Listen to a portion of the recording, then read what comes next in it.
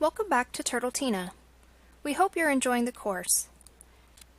In this video, we are going to continue exploring functions. We will call a function within another function and work with multiple parameters. Let's review what we have learned so far. A function is a set of commands that we define before the main program. The advantage of a function is that we only write the code once, then customize how it is used in the program by assigning values to the parametric variables when we call it in the main program. We can assign values to the variables on separate lines before we call the function.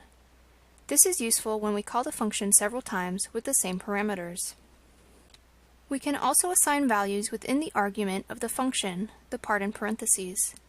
This is useful when we need to change the values each time the function is called.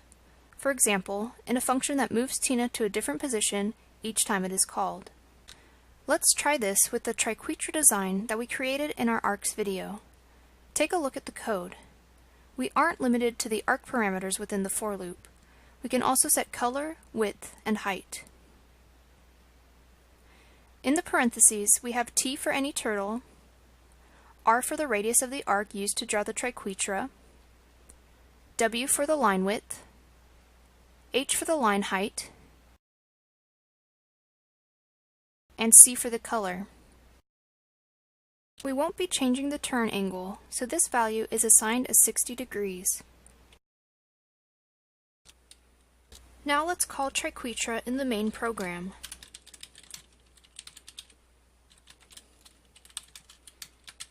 We set Tina as our turtle, then call the function. In this case, our radius is 20, width is 3, height is 3, and the color is gold.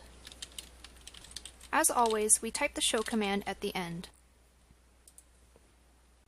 Let's use the triquetra to make a more complex design.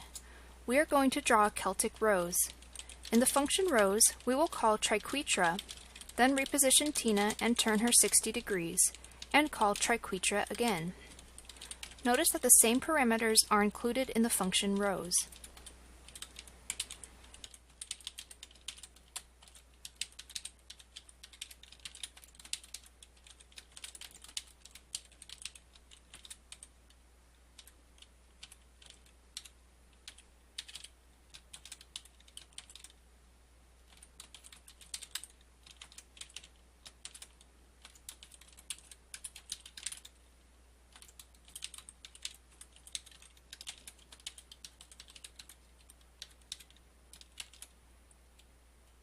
Now, in our main program, we will call Rose instead of triquetra.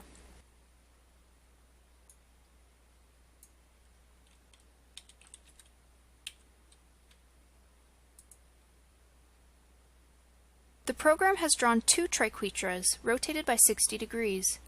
Notice that the goTo command uses the radius as a parameter. This is because we need to start Tina in a position that depends on the radius. Let's play with the parameters. How about a larger rose with thinner lines colored purple? All we need to do is change the values for radius, width, and color in the call command. And let's run. The rose looks quite different with the changes, and it didn't take us much work to try the different width and color. There are many reasons to change the values in a design besides how it looks. Material strength, cost, and production time all might be factors. For example, a thin line might break if we make the rose out of wood. Try building programs with several functions. You can create patterns built from functions within functions and assign different values to the variables. Any value can be turned into a variable, so you might end up with a long set of parameters in the argument of your function. Decide what you want to keep constant, such as the turning angle in the triquetra, and what you want to vary. Sometimes limiting choice is a good thing. If you like playing online video games, you may have created or used functions without realizing it. People often create macros to execute a sequence of related moves or construct a particular object. Let's say you want to make some armor.